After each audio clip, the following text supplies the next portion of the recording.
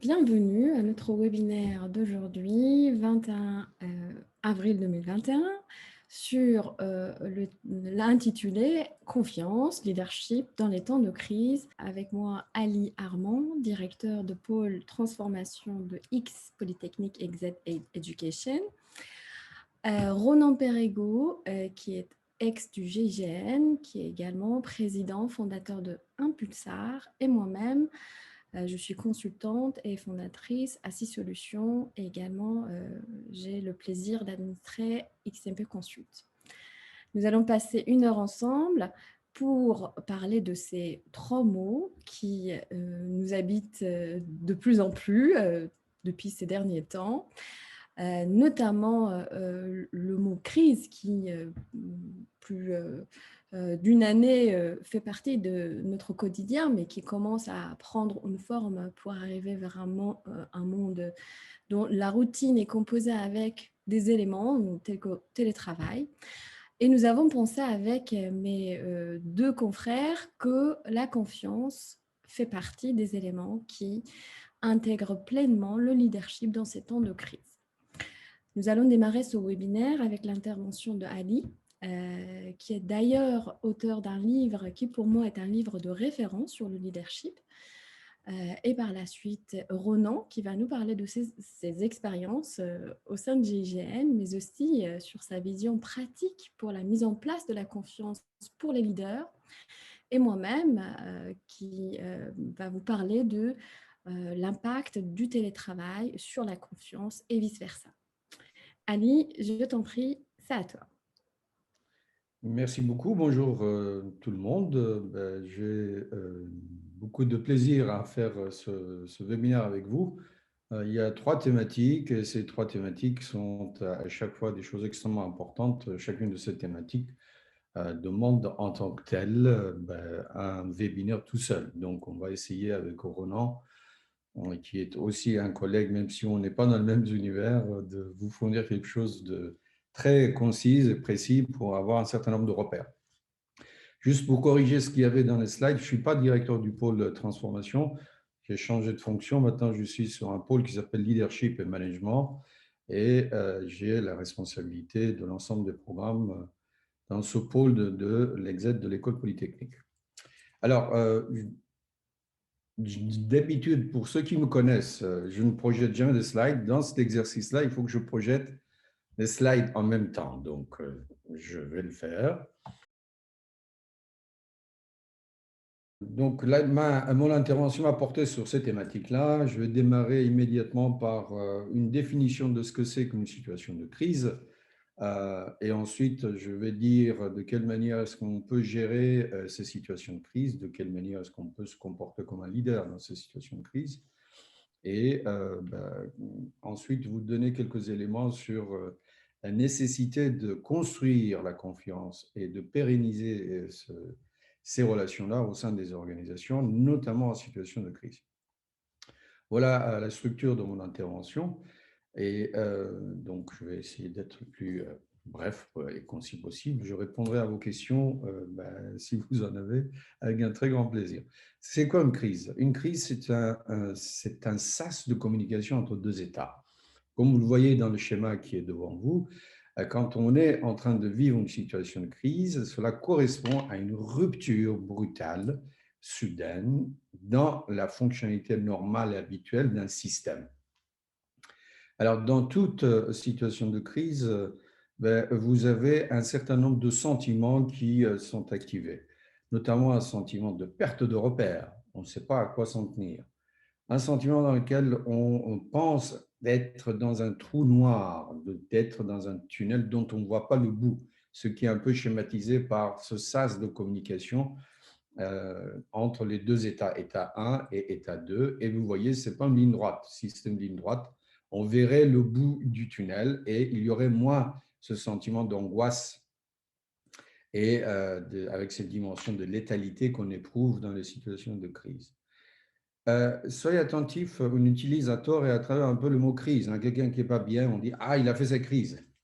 La crise, c'est vraiment quelque chose de spécifique. Quand on vit une situation de crise, le phénomène en question, l'organisation en question, l'individu en question s'engage dans une transformation de crise débouche systématiquement sur un devenir autre. Sinon, il ne s'agit pas d'une véritable crise. Alors, pour ce qui concerne la crise actuelle que nous sommes en train de vivre, je ne vais pas rester très longtemps, comme on n'a pas beaucoup de temps, sur l'explication de la situation que vous êtes en train de vivre. Comme moi, c'est une crise qui est systémique, ce n'est pas une crise financière uniquement, comme on a vécu les dernières années. C'est une crise qui touche la totalité de l'écosystème, des écosystèmes dans lesquels nous évoluons. Et en plus, ça touche la totalité de la population, quelle que soit leur fonction et quelle que soit leur classe sociale, je vais dire. Et il n'y a pas de différence entre les pauvres et les riches. Certaines études montrent d'ailleurs que les populations qui sont des populations dites riches, disposant de davantage de moyens, sont beaucoup plus touchées par la crise du Covid que les autres qui sont moins fortunés. Pour une raison assez simple, c'est parce que les gens qui disposent de plus de moyens ont beaucoup plus de présence sociale, ont des possibilités d'avoir des moyens qui sont des moyens de loisirs supplémentaires que n'ont pas les autres. Et de facto, par le fait mécanique de la multiplication des contacts, ben, le Covid les touche beaucoup plus. Cette crise a des formes différentes. Certains parlaient de forme en V. Bon, maintenant, on n'est plus en V. Vous voyez, on est en W, même un W qui se continue apparemment. D'autres parlent des formes de crise qui pourraient être en U, c'est-à-dire on est dans une situation de rupture avec un plancher très, très important parce qu'on n'a pas de moyens de sortie pour arriver à des situations de sortie beaucoup plus tard. Certains parlent des formes en L, c'est-à-dire qu'on est en rupture, on est en crise, et puis on a des vagues comme ça, et puis on continue, mais on ne voit pas encore de solution. Ali, est-ce que tu pourrais juste mettre en plein écran sur la présentation, s'il te plaît? Le plein écran. En plein écran. Voilà, c'est fait. Et d'autres parlent des formes en cas, c'est-à-dire que cette situation de crise offre aussi des opportunités pour certains secteurs économiques qui sont en plein boom, et pour d'autres secteurs, on a des conséquences beaucoup plus graves. Notamment, par exemple, vous le voyez, les secteurs culturels, les secteurs qui relèvent de l'alimentation, notamment la restauration, et ainsi de suite, et d'autres secteurs sont en crise grave, vivent des difficultés très importantes. En revanche, d'autres secteurs ne sont pas dans cette situation-là. Exercice difficile, je vais changer de slide. On va voir si ça marche. Voilà, là vous avez un schéma, une représentation de ce que devraient être en fait les 5 vecteurs qu'on devrait activer en situation de crise pour remplir son rôle de leader. C'est un modèle que nous avons construit à la suite de la première émergence de la crise de l'année dernière, et puis ça fonctionne assez bien, on le développe dans pas mal d'organisations. Le leadership dans la situation de crise implique des compétences sur les 5 vecteurs que vous voyez devant vous. Le premier vecteur, c'est un vecteur qui porte sur le cap et la confiance. Je l'ai dit à l'instant, les situations de crise, c'est des situations de perte de repères. C'est des situations où on n'a pas de visibilité devant soi. Donc, on a besoin d'un avenir et on a besoin d'avoir des repères très clairs. Ces crises qui génèrent cette angoisse mortifère impliquent, avec un sentiment d'insécurité, impliquent également la nécessité d'avoir recours à la confiance et de construire la confiance. La confiance dans ce qu'on peut avoir, dans la confiance également dans les organisations qu'on dirige. C'est pour ça qu'on doit à la fois consolider sa vision, donner un cap à l'ensemble des équipes qu'on dirige, comme dirigeant ou comme manager tout court, et faire en sorte que les gens puissent avoir des perspectives pour se projeter dans l'avenir. Faute de quoi, vous aurez beaucoup de difficultés à mobiliser les gens. Donc, un premier vecteur, sur la vision, le cap, et puis la construction des relations de confiance. On verra un peu plus tard comment est-ce qu'on le fait. Vous avez ensuite une autre obligation comme leader dans la situation de crise qui est de faire preuve d'ouverture et de vigilance. Pourquoi faire preuve d'ouverture et de vigilance? C'est parce qu'en situation de crise, les savoirs sont caducs. Une des particularités extraordinairement importantes des situations de crise, c'est qu'on est face aux choses qu'on ne connaît pas. Sinon, c'est la répétition des registres d'action que nous avons déjà vus et on se prépare pour l'avenir.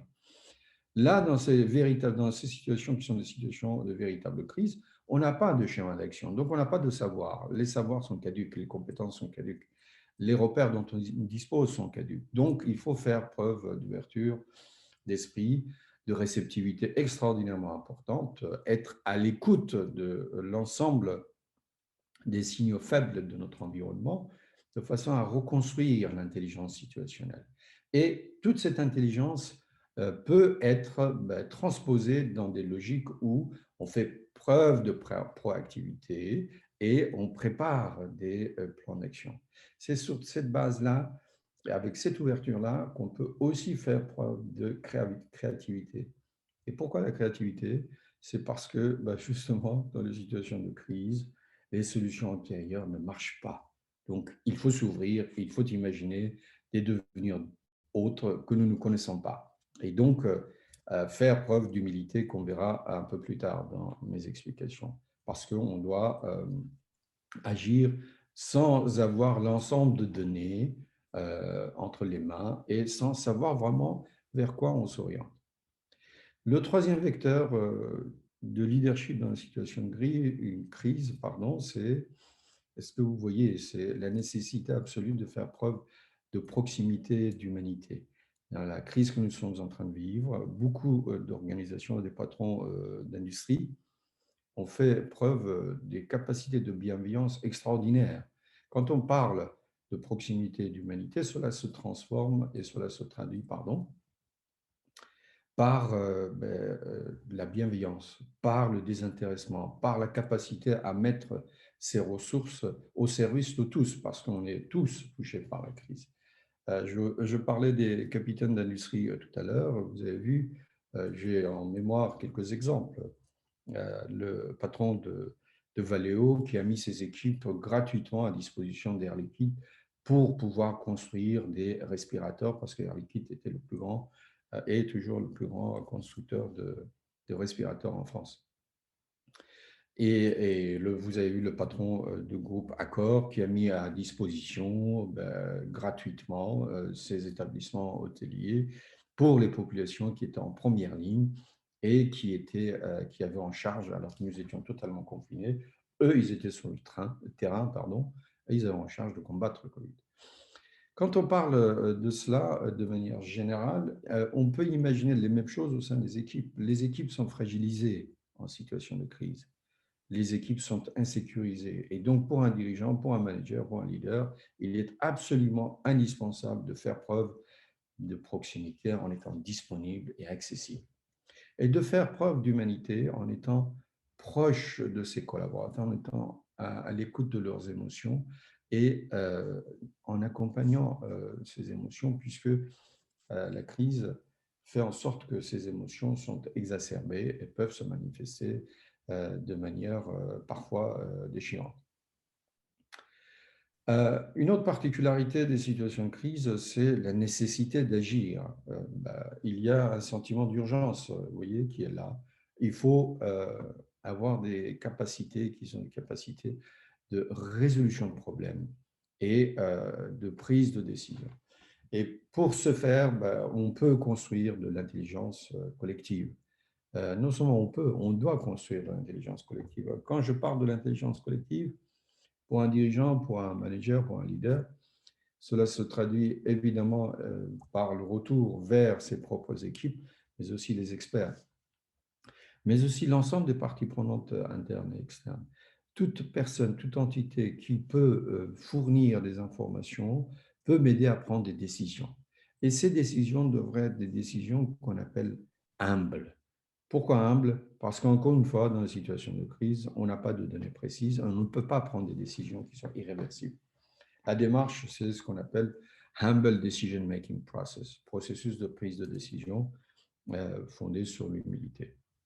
Avec suffisamment d'agilité et ça c'est le dernier vecteur que vous voyez, de façon à ce qu'on puisse s'adapter en permanence dans une logique itérative vis-à-vis de ce qui se produit et réajuster le tir quand il faut et lorsque cela est nécessaire. Et cette capacité d'agilité nous permet de développer des logiques collaboratives avec l'ensemble des parties prenantes, de faire preuve de capacité d'innovation, mais cette fois-ci frugale, parce que, encore une fois, dans une situation de crise, les ressources sont rares. Et donc, on doit faire avec ce qu'on a sous la main. Et ça, c'est quelque chose d'extraordinairement important. Voilà les 5 vecteurs de ce modèle qui est le modèle COPRA et qui permet de voir quelles sont les spécificités du management et de leadership en situation de crise. J'ai parlé confiance, quelques mots pour expliquer ce qu'est la confiance. La confiance, c'est un sentiment de sérénité et de sécurité qui facilite l'engagement dans les actions communes. Certains parlent de la confiance comme d'un facilitateur des relations sociales. La confiance permet de faire en sorte que les gens puissent s'engager sans avoir forcément l'ensemble des cartes en main. C'est également un pari sur la loyauté et de la fiabilité de l'ensemble des parties prenantes. Quand vous parlez de la loyauté, cela signifie quoi? Cela fait référence à un certain nombre de valeurs, type intégrité, honnêteté, l'absence de trahison, etc. La fiabilité fait référence aux compétences. Cette personne dispose des compétences nécessaires, donc je peux mettre une partie de mon destin entre ses mains. Et vous allez voir avec Ronan quelque chose qui montre ce sentiment de confiance dans l'autre avec la fiabilité absolue. Je ne vais pas tout dévoiler, Ronan, pour avoir le piquant, mais vous verrez, là, la personne, il y a 2 acteurs et une des personnes met son destin entre les mains de l'autre en faisant le pari de la fiabilité de l'autre. C'est également un pari sur l'adéquation et la pertinence des prestations vis-à-vis de nos attentes. Qu'est-ce que cela veut dire? Très simplement, vous êtes invité à une soirée, vous faites venir un babysitter qui va s'occuper de vos enfants. Vous faites un pari sur la fiabilité, l'adéquation et la pertinence des prestations de cette personne à vos attentes. Vous avez mal aux yeux, vous allez voir un ophtalmologue, vous faites un pari sur l'adéquation et la pertinence de ces prestations vis-à-vis de vos attentes. Cela veut dire quoi? Cela veut dire en réalité que le sentiment de confiance n'est pas quelque chose de magique. Elle est liée systématiquement aux actions et il y a un avant et un après-action. Donc là, jusqu'à maintenant, on est dans une logique qu'on appelle la confiance a priori. Le passage à l'action, vous faites venir le babysitter, vous allez voir l'ophtalmo. La prestation de l'ophtalmo et du babysitter vous permet d'émettre un jugement sur justement l'adéquation, la pertinence de leur prestation. Et ensuite, vous parvenez à un deuxième niveau de confiance qu'on appelle la confiance consolidée. Ça veut dire étayée par un certain nombre de faits. La confiance, là, ça va peut-être vous surprendre, ne doit pas être totale. Ça existe, hein, la confiance totale, absolue, etc., dans des situations toutes particulières. Par exemple, je ne sais pas, nous nous aimons comme des fous, nous ne faisons qu'un, et ben, on se fait une confiance absolue. Oui, ça existe, mais ce n'est pas ça. Ça existe dans les relations médecin et malade, par exemple. Allez essayez de changer les médecins traitants de vos parents. Mais vous verrez, vous aurez des réactions du type ça fait 40 ans, 50 ans que je le vois, il est très très bien, il me donne tout ce que je veux. De quoi tu parles? Mais justement, c'est pour ça que c'est peut-être pas un bon médecin. Ça existe dans les relations maître à disciple, hein. C'est ce que nous appelons, nous, la confiance aveugle, c'est-à-dire la confiance qui enlève toute possibilité de jugement critique. La confiance, elle est partielle. Elle porte sur des registres précis. Un même individu peut être à la fois digne de confiance sur le registre A, digne de méfiance sur le registre B et digne de défiance sur le registre C.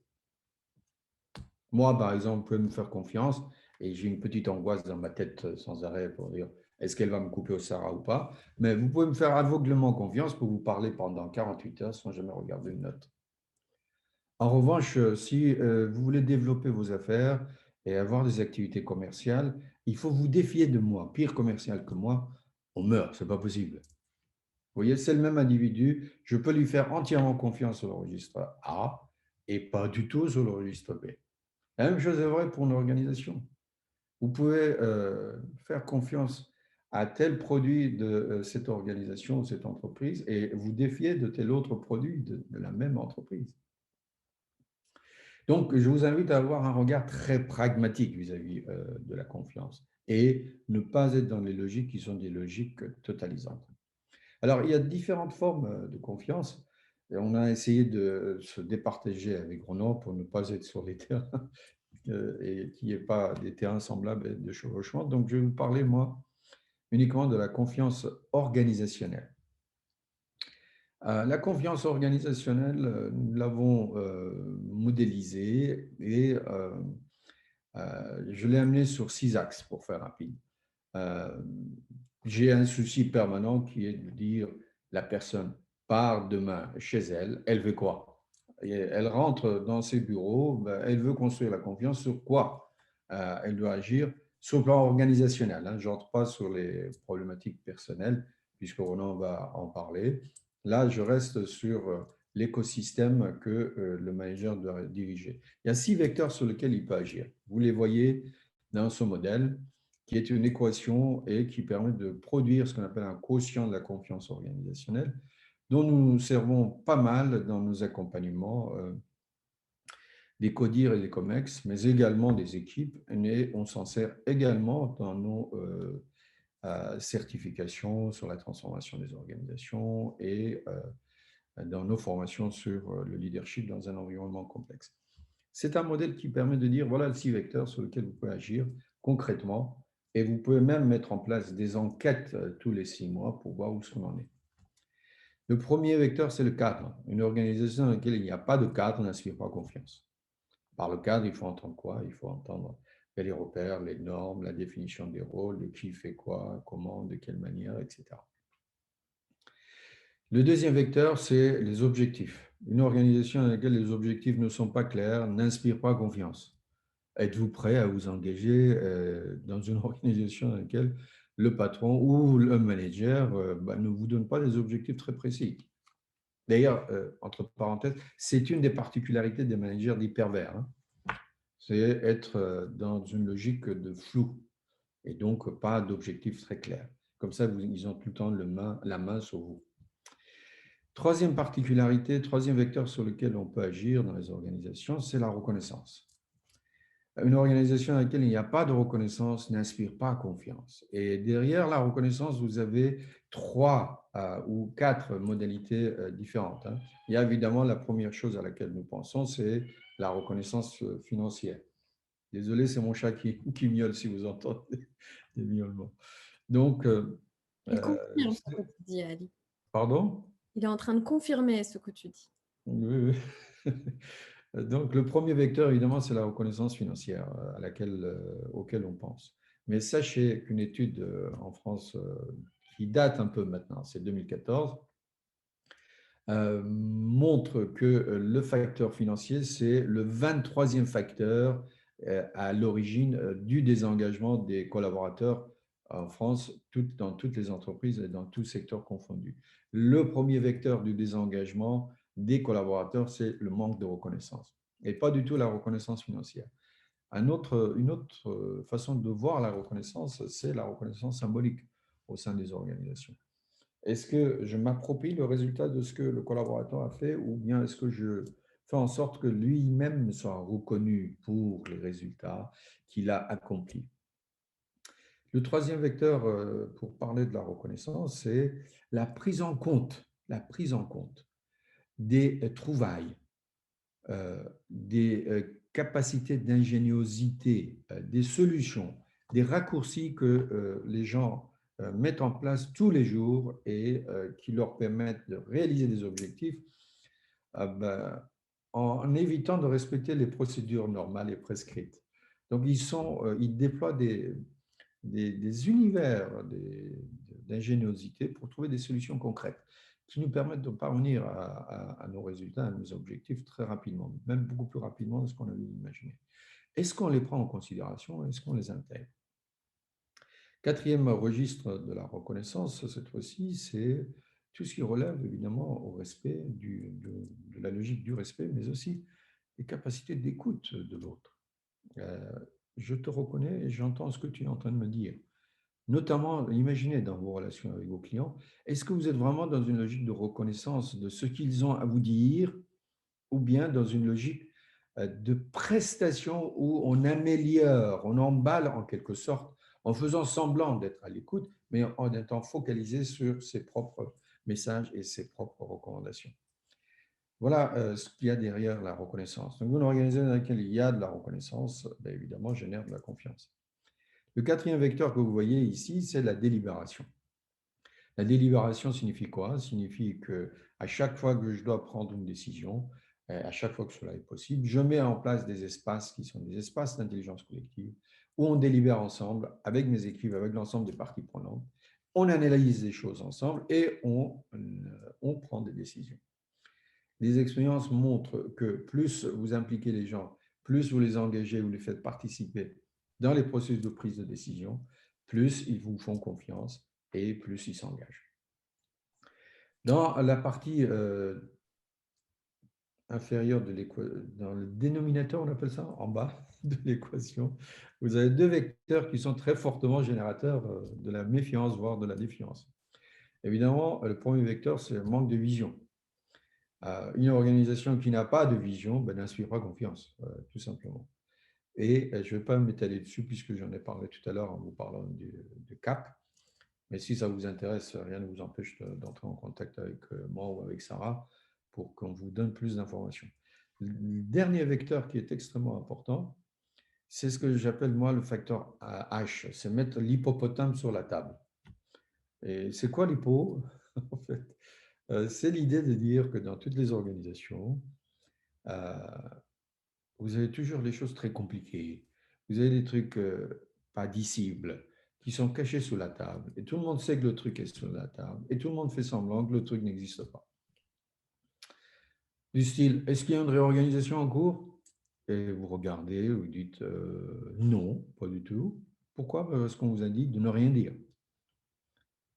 Et la personne réagit, dit, ben, c'est Sarah qui me l'a dit. Ah, Sarah parle beaucoup. Bon, ça c'est ma première réponse. C'est Ronan qui me l'a dit. Ah, flûte, Ronan ne parle pas beaucoup. Et en plus, il y avait François qui l'a confirmé. François, il parle encore moins. Qu'est-ce que je fais dans ce genre de situation? De faire là, je bats en retraite. J'ai dit, bah, je ne suis pas au courant. Mauvaise réponse. La bonne réponse, c'est oui, il y a une réorganisation en cours. Non, je ne suis pas autorisé à vous en parler. C'est ça ce qu'on met derrière le facteur H, c'est-à-dire cette capacité à faire preuve de transparence, pas absolue évidemment, mais autant que faire possible pour résoudre les problèmes qui s'imposent à nous. Sachez que les managers, la ligne managériale en France fonctionne énormément à l'honneur. Ils ont beaucoup de mal à être pris pour des gens qui ne comprennent pas. Et ils ont horreur qu'on leur mente. En revanche, à chaque fois que vous dites la vérité et vous dites aussi vos impossibilités, ils sont tout à fait en mesure de vous comprendre et devenir resourceful, aidant pour que vous puissiez résoudre vos problèmes. Voilà les 6 vecteurs sur lesquels on agit pour construire les relations de confiance au sein d'une organisation. Et enfin, pour clôturer, si vous avez des questions, je suis à votre disposition évidemment, mais pour clôturer mon intervention et sur la crise, qu'est-ce qu'on fait pour résoudre les crises? Vous avez cette matrice avec 3 actes fondamentaux. Vous avez évidemment un acte fondamental qui est la préparation de la reprise des activités. Et ceci implique évidemment l'estimation des ressources, état des lieux de ce qui va, de ce qui ne va pas, état des lieux de nos offres, et ainsi de suite. Vous avez ensuite une étape intermédiaire avant d'arriver à la planification et au lancement de vos actions, c'est prévoir les demain possibles. C'est une étape qu'on ignore très souvent dans les organisations, même dans les strates très importants. La première étape et la troisième étape sont systématiquement mises en place. On prépare la reprise et on planifie les actions. Entre les deux, il y a un problème, c'est qu'il y a eu une crise et les choses ne peuvent pas se dérouler comme elles étaient avant. Et donc, il faut imaginer quels sont les impacts de la crise, quelles sont les tendances lourdes de notre environnement et de l'évolution de cet environnement, et ensuite planifier à la fois les actions, mais surtout les transformations. Faute de quoi, vous risquez d'être dans une logique où on fait semblant que rien n'a changé. Or, la crise change substantiellement les choses. Voilà les trois actes fondateurs pour gérer les situations de crise et pour imaginer des modalités de sortie. Sarah, j'ai dit. J'espère que j'ai respecté Merci le temps qui beaucoup. était imparti. Bah, écoutez, on va accélérer. Merci beaucoup, Ali, pour tous ces éléments. Ronan, parole à toi et donc tu as l'écran également. Merci Sarah. Donc bonjour à toutes et à tous. J'ai passé 20 ans au GIGN et donc le groupe d'intervention de la Gendarmerie nationale et qui justement dans ses missions est spécialisé dans la gestion de crise. Donc effectivement là, hein, les luttes contre le terrorisme, arrestation criminelle, etc. Donc la gestion de crise, c'est le quotidien hein, du GIGN. Et donc on n'attend pas d'être dans un contexte de crise forcément pour le connaître. Alors justement sur ces 20 ans au GIGN, j'ai pu m'apercevoir que, et d'ailleurs le GIGN communique dessus, que la confiance est très importante. Alors moi je vais vous présenter un petit peu les différentes formes de confiance que j'ai identifiées au GIGN depuis 20 ans. Et puis également, dans un deuxième temps, vous expliquer un petit peu comment on peut établir cette relation de confiance avec d'autres personnes. Alors, effectivement, la crise au GIGN est, je dirais, gérée de différentes manières. Cependant, il y a quand même un pilier qui est très important, la confiance, comme on l'a évoqué. Et d'ailleurs, la confiance est primordiale au GIGN. Et pour ça, on a une épreuve au GIGN qui s'appelle le tiers de confiance. Alors, le tiers de confiance qui symbolise la confiance qu'on peut avoir les uns envers les autres. Et derrière tout ça, il y a quand même également une communication qui est faite lorsqu'on fait des démonstrations, qu'on présente l'unité aux autorités civiles, militaires ou même sur des reportages télévision, hein, qui est ce tiers de confiance pour bien montrer que sans confiance, c'est difficile de pouvoir mener à bien ces gestions de crise. Alors, je vous partage ce tiers de confiance, c'est une petite vidéo qui, bien évidemment, se fait en tir à balles réelles. Hein, ce sont des balles réelles. Et le gendarme qui est en face, un pigeon d'argile, hein, de balle trappe, a un gilet pare-balles en protection. Donc, bien évidemment, si on tire à côté, le gendarme peut être blessé. Je précise que ce terme tir de confiance, c'est un terme, en tout cas, ce que j'ai compris en parlant avec mes amis qui n'habitent pas en France, c'est un terme carrément copyright. Voilà, je vais vous partager la vidéo.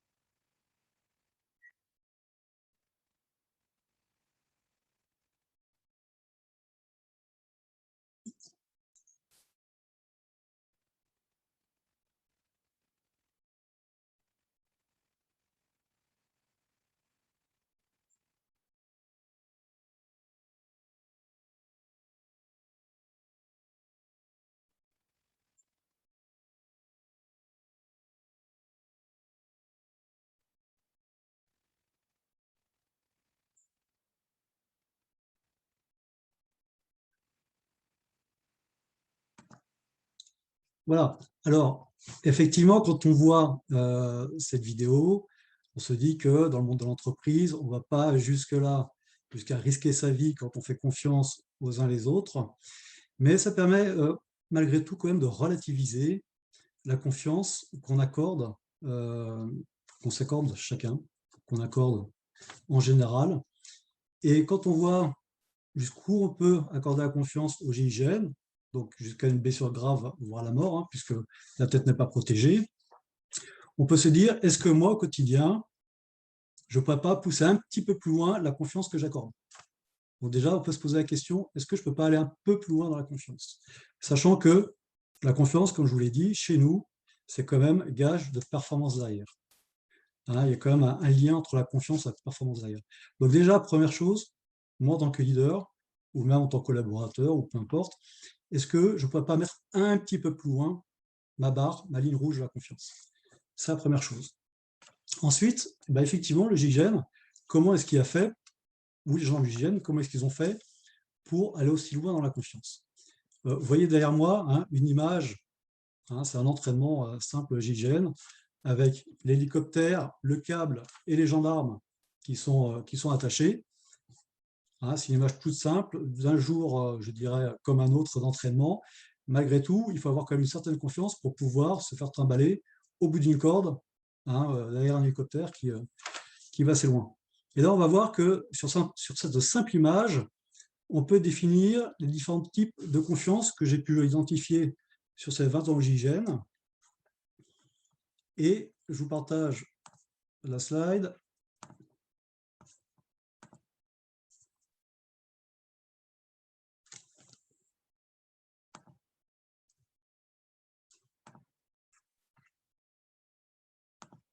Voilà. Donc, les 4 principales formes de confiance, c'est la confiance en soi, la confiance dans les autres, la confiance dans le système et la confiance dans l'avenir.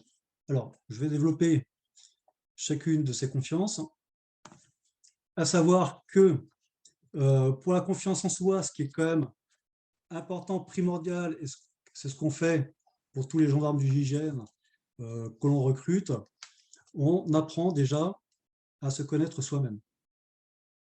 Donc, on a quand même 1 an de sélection, formation, où on va mettre les gendarmes du GIGN, enfin, futurs gendarmes du GIGN, en situation, de façon très difficile, hein, c'est un stage qui est très difficile, de façon à les mettre dans des situations d'échec, dans des situations de réussite, des situations difficiles, plus faciles, intenses, moins intenses, etc., de façon à dresser tout un panel de situations de vie pour que chacun apprenne à se connaître. Et avec ça, on connaît ses forces et on connaît ses faiblesses. Et ça, c'est déjà très important de pouvoir les identifier afin déjà de se faire confiance. Ensuite, une fois qu'on connaît ses forces, il est important de capitaliser dessus. D'accord? Un truc tout bête, hein, dans cette situation, on peut très bien se dire que le harnais avec lequel on est attaché sur la corde, pour une raison X ou Y, s'il est défaillant, on peut le casser. On se dit, le temps de mettre la petite flamme rouge qui montre qu'il y a un problème au niveau de la grappe, puisque ça s'appelle la grappe, on peut capitaliser sur sa force musculaire pour se tenir à son camarade, pour se tenir à la corde, le temps que l'hélicoptère redescende. On identifie cette force et on est un peu plus confiant par rapport au risque de problème. Ensuite, il y a également, je dirais la deuxième chose, c'est accepter de faire des erreurs. Si on accepte de pouvoir faire des erreurs, on va être plus confiant face à une situation. On se dit, ok, j'ai fait une erreur, mais il faut relativiser. Ce n'est pas forcément si grave que ça. Hein, tout dépend du contexte dans lequel on fait l'erreur. Maintenant, si on est dans un contexte qui n'est pas vital derrière, au contraire, c'est plutôt positif parce que là, on sait qu'on va apprendre. Puisqu'on apprend de ses erreurs, on va apprendre. Donc, ça va redonner encore plus de confiance après l'événement. Et ça c'est fort. Et également, le fait d'accepter de pouvoir faire des erreurs, ça retire les freins qu'on peut avoir. Il y a des gens qui disent « Non, j'ai trop peur de faire une erreur, je ne veux pas y aller. » D'accord? On n'a pas confiance en soi, ça met un frein. Le fait de l'accepter, ça retire les freins et on y va. Et enfin, le dernier point que je pourrais évoquer, alors, effectivement, hein, comme disait Ali, on peut aller très très loin dans les détails, mais là, on va, pour garder le timing, on va rester sur, je dirais, des choses plus simples. Il faudra travailler également la résilience, cette capacité à rebondir. Et ça, c'est important. On accepte de faire des erreurs, mais après, il faut être capable de rebondir. Et nous, c'est ce qu'on enseigne à nos pré-stagiaires, c'est-à-dire, OK, vous pouvez faire une erreur, mais il faut rebondir. Il ne faut pas rester à l'échec et être amorphe de ne plus pouvoir avancer. Et l'image que je leur donne, c'est vous êtes comme une balle à une certaine hauteur, vous tombez, vous allez rebondir, puisqu'on ne pourra pas tomber plus bas, vous allez rebondir. Et l'intérêt de la résilience, c'est de remonter plus haut que la hauteur à laquelle vous avez initialement chuté. Et là, effectivement, on va avoir cette habileté à pouvoir repartir après l'échec, quand on sait qu'on peut le faire, dans le futur, on est beaucoup plus confiant. Et enfin, le fait de pouvoir être mis dans plein de situations, comme je vous l'ai décrit, hein, où on connaît l'échec, la réussite, etc., ça nous permet d'être beaucoup plus à l'aise le jour où on sera face à une situation, entre guillemets, imprévisible, une situation inconnue. On se dit, je suis capable d'être dans plein de domaines différents, dans un éventail très large, de pouvoir rebondir, de pouvoir m'adapter, etc. Je ne connais pas la situation qui arrive, peu importe, j'ai déjà quand même un bagage assez lourd, j'ai beaucoup de choses dans mon sac à dos, je vais sûrement pouvoir le ressortir. Voilà, en gros, pour avoir cette confiance en soi. Ensuite, la confiance dans les autres. Alors, la confiance dans les autres, ce qui est important, c'est de connaître les autres, bien évidemment. Et pour connaître les autres, il faut vivre avec les autres et pas vivre à côté des autres. Et ça, c'est important parce que souvent, des gens dans le travail, OK, ils se côtoient, c'est bonjour, on travaille l'un côté de l'autre, au revoir, et c'est fini. Là, c'est difficile d'avoir la confiance de l'autre. Le GIGN, gendarmerie, on a cet avantage, peut-être inconvénient, mais en tout cas dans le relationnel, de vivre en caserne. Et ce qui fait qu'en heure de travail, des heures de travail, on se voit, on se rencontre. Quand on va sortir pour chercher le pain, peu importe, on est les uns avec les autres. Les week-ends, on se fait des barbecues ensemble. Il y a également des réunions familiales, les uns avec les autres. Donc, il y a cette... J'apprends à vivre avec les autres, on apprend à se connaître. Et là, il y a un lien qui est différent du lien professionnel qui se crée. C'est un lien beaucoup plus amical, un lien de camaraderie aussi, qui fait que eh bien, cette confiance qu'on a avec nos amis, qu'on a au quotidien, avec qui on peut faire du sport, des activités culturelles, etc., qui va se créer. Et c'est beaucoup plus facile d'avoir cette confiance avec l'autre.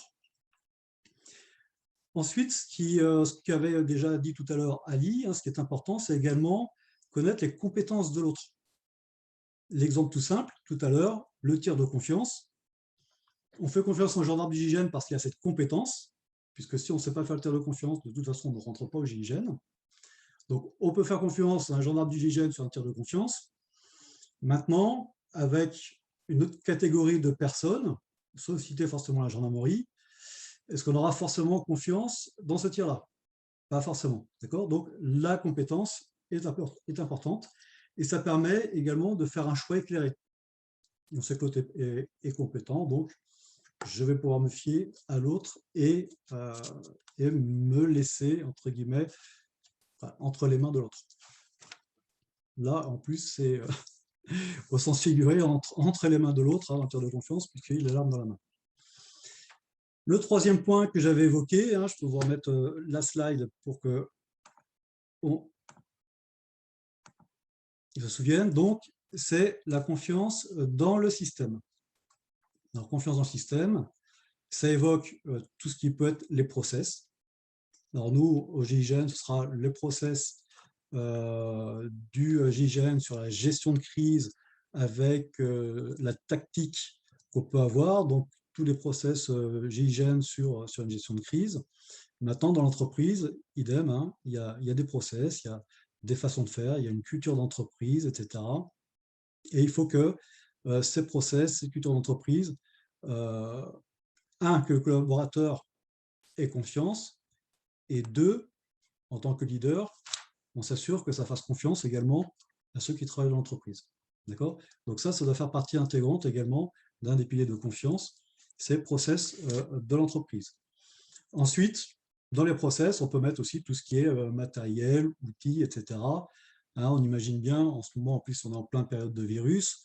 Dans les laboratoires qui manipulent les virus, ils ont des équipements de protection, un petit peu comme nous, on peut avoir de protection contre tout ce qui est nucléaire, radiologique, biologique, chimique. Si on n'a pas confiance dans ce matériel, ça va être compliqué de travailler sereinement et efficacement et dans la performance. Donc voilà, et à un moment donné, il va falloir faire confiance à tout ce qui est matériel, outils, systèmes, etc., un process dans lequel on évolue. Et enfin, on parle de confiance dans l'avenir. Donc la confiance dans l'avenir, c'est un peu moins rationnel que les trois autres confiances qu'on a pu voir. Pourquoi? Parce que là, c'est plutôt, allez, je dois y croire. Il faut qu'on y croie, ça va bien se terminer. C'est un peu moins rationnel, mais malgré tout, je peux donner l'exemple, un exemple personnel. C'était ma première mission GIGN, ma toute première mission. Alors effectivement, ça surprend parce qu'on est du gendarme traditionnel, gendarme mobile, à mission GIGN qui est d'une autre intensité, qui est beaucoup plus dangereuse. Et là, pour y aller, la confiance est super importante, bien évidemment. Donc, confiance en moi, je l'avais. Après cette année de formation, je l'avais. Confiance dans les autres, forcément, les gendarmes du GIGN, j'y allais les yeux fermés, il n'y a aucun souci. Confiance dans le système, qui était les process gendarmerie pour gérer la mission, etc., les cadres d'ordre, j'avais confiance. Et malgré tout, si on n'a pas confiance dans l'issue de la mission, si on se dit, mais on va tous se faire péter la gueule, si on se dit, on va tous se faire mitrailler, est-ce qu'on y va? Est-ce qu'on y va? Donc là, ce qui est important, c'est la confiance en l'avenir. Moi, j'étais serein à 100%. Je me suis dit, je suis sur mission GIGN avec des produits GIGN, ça va super bien se passer. Et donc, j'y suis allé sans aucun souci pour une première mission. Et là, c'est important, c'est cette confiance en l'avenir. Et là, il faut savoir l'identifier. Et à un moment donné, comme je l'ai dit, c'est plus trop rationnel. C'est, allez, on y croit, on va y aller. Alors, pour ceux qui veulent être un peu plus rationnels sur cette confiance en l'avenir et qui ne veulent pas se fier au hasard, on peut également s'accrocher aux statistiques. C'est-à-dire, statistiquement, alors moi je vais vous donner un exemple par rapport au saut en parachute, puisqu'on est aussi parachutiste au GIGN, statistiquement, parce qu'on peut avoir peur de sauter, ce qui est normal, se dire, on va se cracher, confiance en l'avenir, est-ce que je me crache, je ne me crache pas. Statistiquement, sur X sauts en parachute, il n'y a que 30% de gens qui se crachent. Et là, quand on dit, tiens, on est à 0, quelques pourcents, le risque, on peut le prendre. On peut le prendre.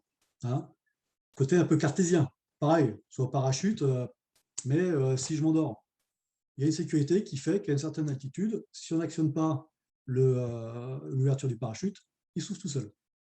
Voilà, c'est cartésien. Donc, là-dessus, on peut aussi s'accrocher. Ce n'est pas que à prier de dire ça va bien se terminer, l'avenir, ça va bien se passer. On peut s'appuyer sur des choses un peu plus concrètes. Voilà donc pour ces 4 piliers de confiance que j'ai identifiés. Alors, ce qui est très important, je l'ai souligné tout à l'heure, il faut cet équilibre entre les 4.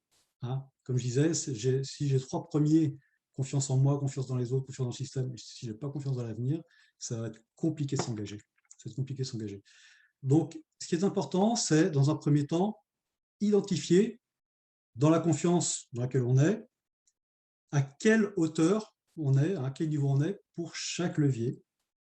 Et si on voit qu'il y a des leviers qui sont un peu bas, c'est-à-dire là, je suis un peu bas, c'est pour ça que je n'ose peut-être pas y aller, je n'ose pas donner ma confiance, eh bien, travailler dessus. C'est-à-dire, OK, confiance dans les autres, pourquoi je ne l'ai pas? On identifie, on va travailler pour la faire monter. Même chose pour le système, pour confiance en soi, ou pour la confiance dans l'avenir. Donc là, c'est important de pouvoir identifier et de travailler dessus de façon à l'avoir au maximum pour être dans la confiance. Il y a un commentaire de Jean-Christophe qui évoque la question des statistiques est centrale sur les vaccins notamment.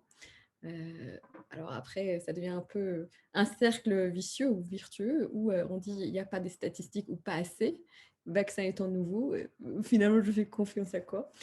Juste en marge de ce que tu évoques, Renaud. Tout à fait. Alors après, effectivement, justement, quand on parle de la confiance aux autres, ce qui est aussi important, c'est dans le cas où tout va bien, mais c'est aussi dans le cas de la crise. comme on l'a dit. Et dans le cas de la crise, eh bien, à un moment donné, il va falloir créer la relation de confiance avec eh bien, écoutez, les personnes avec lesquelles on interagit et qui sont en difficulté. Par exemple, si on arrive dans une nouvelle équipe et dans cette équipe, les collaborateurs sont en burn-out, sont en manque de confiance, en grande difficulté, etc. Là, vous arrivez en tant que nouveau patron, eh bien, il va falloir créer un lien et créer la confiance avec cette équipe qui est déjà en grande difficulté. Alors, ça peut être une équipe en difficulté, mais ça peut être également des clients, des fournisseurs qui sont en difficulté, qui n'ont pas forcément confiance en vous. Et là, ce qui est important, c'est justement de le raccrocher et de sentir qu'ils peuvent vous faire confiance. Alors, comment est-ce qu'on peut faire ça? Eh bien, c'est une méthode que nous, on utilise en tant que négociateur, puisque j'étais également négociateur au GIGN, de façon à créer le lien de confiance avec les auteurs. Alors, les auteurs, ça peut être un forcené, hein, c'est-à-dire quelqu'un qui entre guillemets, qui a pété un câble, qui est chez lui et qui va tirer par la fenêtre en disant je ne veux voir plus personne. Ou alors ça peut être également suite à une prise d'otage ou autre, puisque là, il va falloir faire une négociation. Et pour faire une négociation, eh bien, il va falloir, malgré tout, créer un lien de confiance. Alors, comment est-ce qu'on y arrive à ce lien de confiance? C'est avec différentes étapes. Et ces étapes, il faut les faire dans le bon ordre. La première étape, c'est l'écoute active. L'écoute active, c'est on laisse parler la personne qui est en face de soi. Comme on dit toujours, un bon négociateur, c'est quelqu'un qui sait bien écouter. Ce n'est pas quelqu'un qui sait bien parler, c'est quelqu'un qui sait bien écouter. Le fait de bien écouter, ça a plusieurs avantages. Un, ça permet à la personne de se décharger, un peu comme quand on va chez un psy. Hein, la personne, elle parle. Deux, ça permet également de connaître la problématique, hein, les tenants et les aboutissants, d'où vient ce problème, de façon à pouvoir mieux gérer, mieux proposer des solutions. Et trois, cette écoute active, ça va permettre de vous distinguer des autres personnes. Puisque là, on va se dire, tiens, lui ou elle, enfin m'écoute, enfin je suis écouté. Puisque souvent, les gens se sentent non écoutés. D'accord ? Donc déjà, ça, c'est le premier point. Ensuite, on va arriver à l'empathie. L'empathie, c'est la capacité à comprendre le point de vue de l'autre et de comprendre ce qu'il ressent.